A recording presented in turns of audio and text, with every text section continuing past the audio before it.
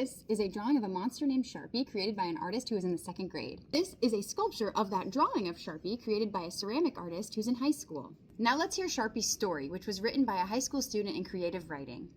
No one smiled quite like Sharpie, seeing as he was constantly happy. He never saw a reason not to.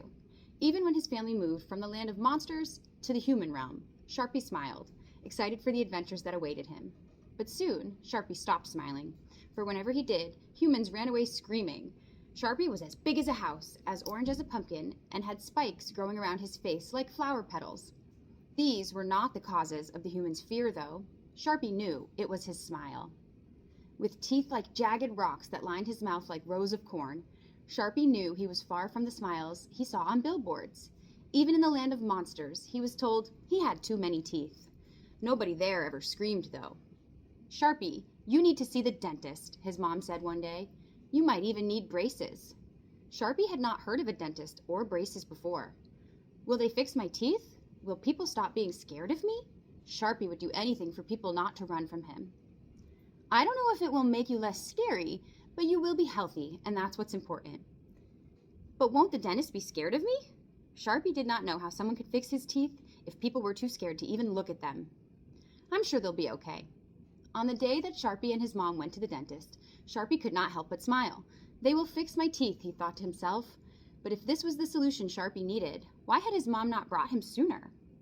The smell of hand sanitizer wafted through the door and into the waiting room where Sharpie and his mom were sitting.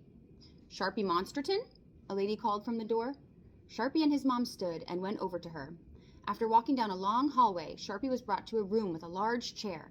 As he sat down, he stared at the brushes and pliers laying on the table next to him. They shined like swords and spears in the blinding light of the dentist's office.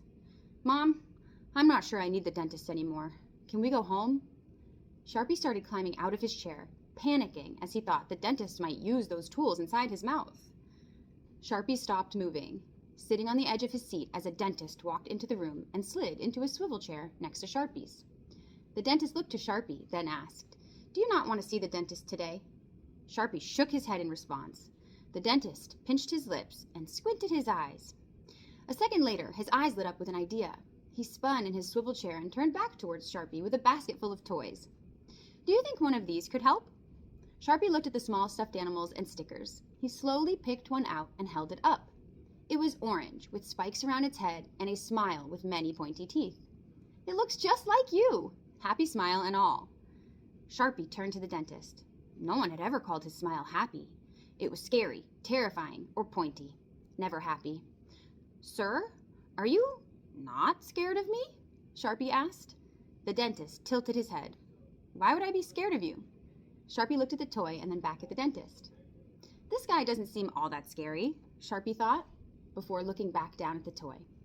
When he looked back at the dentist, he saw that the dentist was waiting for him. "Do you think I could check your teeth now?" Sharpie thought about the dentist again before slowly nodding his head.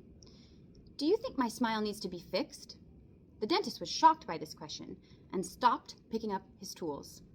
"Of course not. As long as you are happy and healthy, a smile never needs to be fixed."